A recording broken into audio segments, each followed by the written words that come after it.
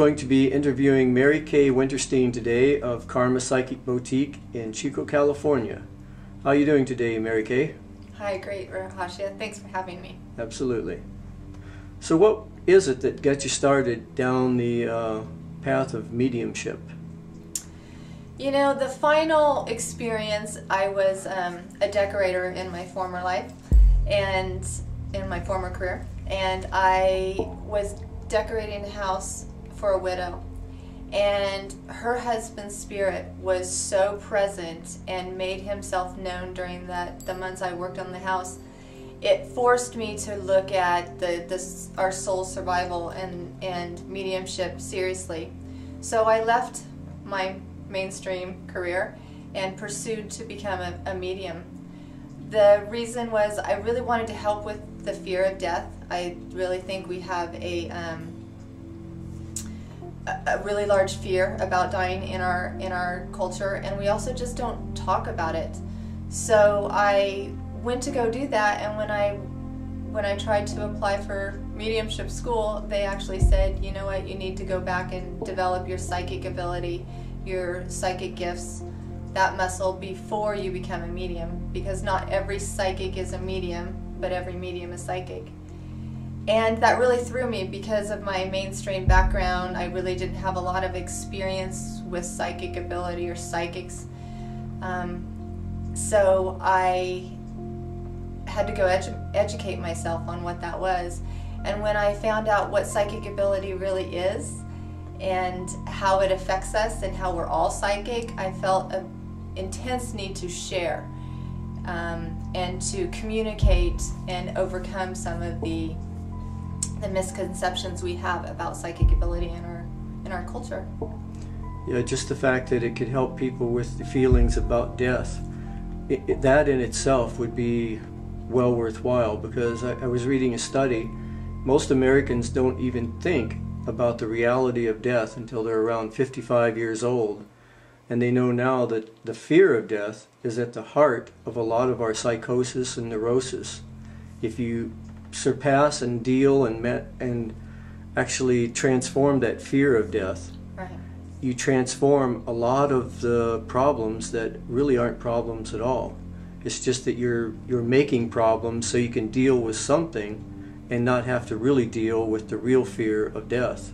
That's right. That's right. I get to see the benefit that my clients experience from having a mediumship reading and being able to reconnect with their loved one and have that sense of peace where people may not have had the closure, or they feel that there's things unsaid. Now, ultimately, we don't need a medium to connect with our loved ones in spirit. That can be done without the use of a medium. But the effects of having that connection can change a whole person's life. If they're carrying grievances or guilt or fears, it changes once they realize we don't die, we do transcend. What does any of this have to do with dreaming? Dreaming is a place that we can go out onto what's called the astral field, and we can interact with loved ones that have passed on the astral in the dream state. And a lot of people have had experiences seeing their grandmother or their husbands or their children in this dream state. So some dreams are there just to do what are called clearing dreams, to clear our conscious, to clear our mind, and then some are visitations, and as also what is called going out in the future, deja vu. Deja vu is an example of we have gone out in our dream state ahead in time to see what's going on, and then at some point we walk through the physical moment in time, and we have this weird sense of, whoa, I've been here before. Well, it's because in the dream state you went out ahead and peeked what was going to come up. You know, a lot of people listening to this, and I'm trying to come up with questions from different kinds of people, and I think a lot of people watching this right now with discernment would be asking, how do you validate? How do you come to any kind of validation about something so etheric and something so non-material as mediumship? Well, I think that one way people get validation is through their loved ones talking about things that have happened since they've passed. And when I pull through a message that talks about something that just happened or they just did in the last few months, it really shows them that they're still connected. But there's other ways. When I say a person ultimately doesn't need a mediumship, Spirit is trying to communicate through all different ways, through our senses. And sometimes you might smell your loved one. You get the sense of their perfume, or maybe they smoked, and for some reason you're like, that smells like my grandfather. But a lot of times in our logical mind, we just discount that. And it's what I tell people: if one of your loved ones has made the phone call across the cosmos to call you and you discount it, it's literally like hanging up the phone on them. So if you open your mind to it and open your heart to it, and just the possibility, maybe that really was that my dad that just came around me. It helps give them validation and it helps build that connection. So anytime you trust it, that it happened, trust the dream, trust the feeling, it gives you and them something to build on. You know, I have a friend of mine, he's a rabbi, that I contact every once in a while because he's a biblical scholar.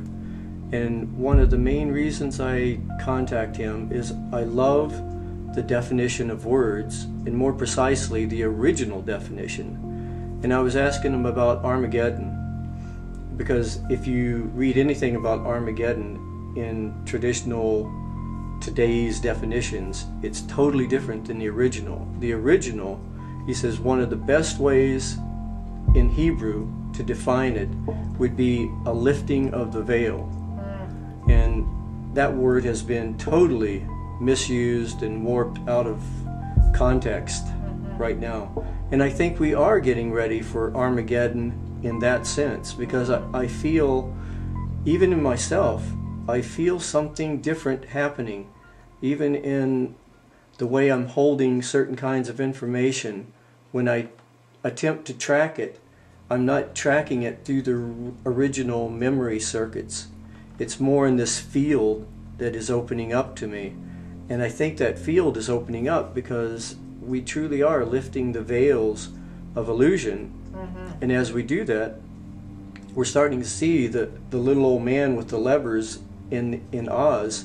Right. He's just a scared old man full of fear. And as that veil lifts, we're starting to see the corporations, the government, the religions, everything, the inner workings of them are being shown for what they are. And does this ever show up in your work? I would say so, because I do see so many people searching for answers because they have a feeling or because they've had experiences. And a lot of times, right before a person, I call it going sixth sensory. Once you've gone sixth sensory, you can't go back.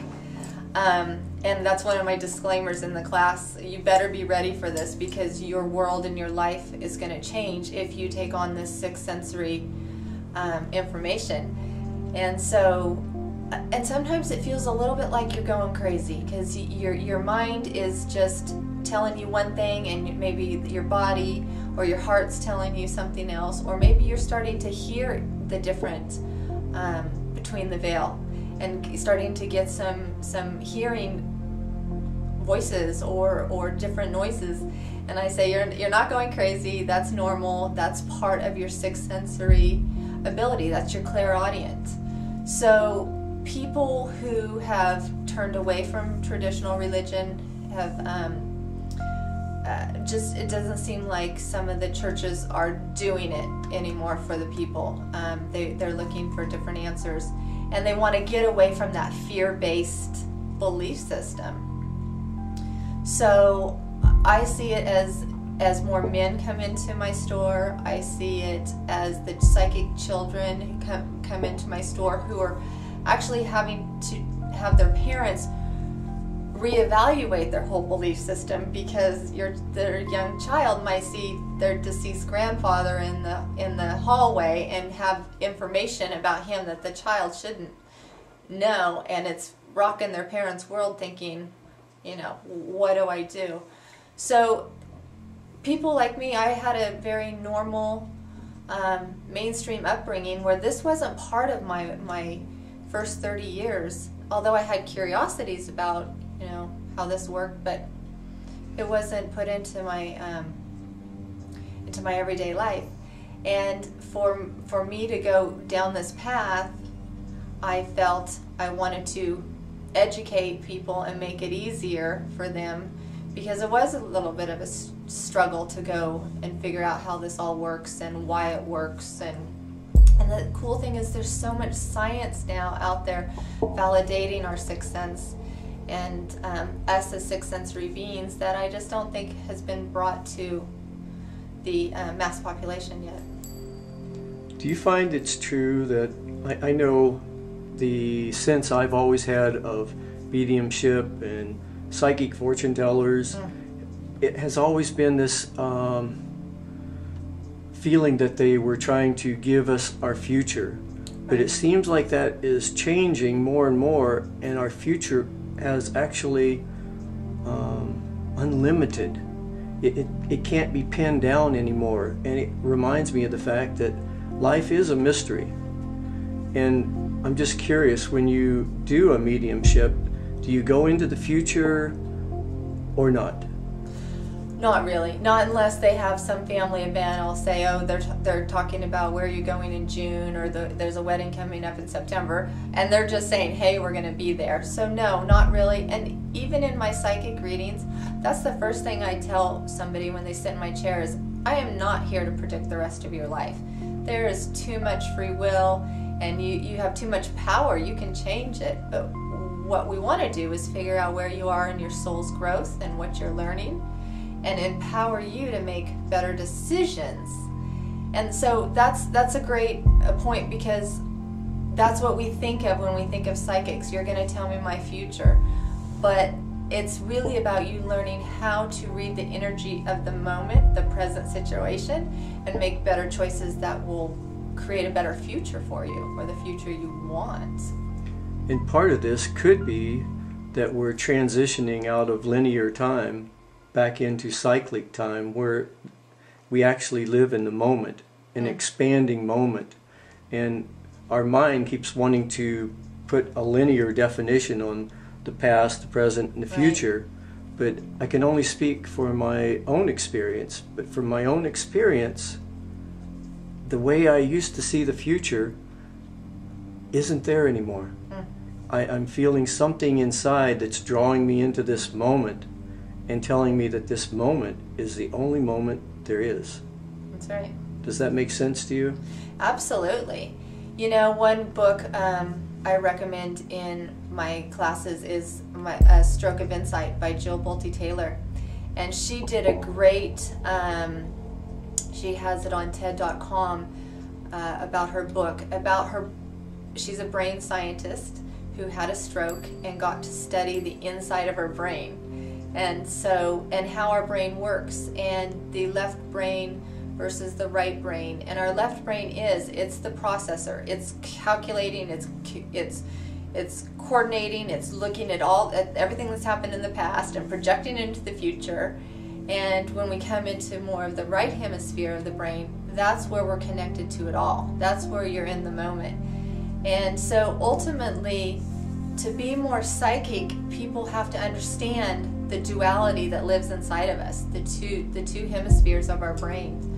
And when you can, it's called in psychic school, to get neutral, to sit in the center of your brain and be the observer, where you're not judging, you're not analyzing, you're just observing the experience. That's when the information comes through. And yeah, your future and your life will look very different if you're processing it through your left hemisphere or your right hemisphere.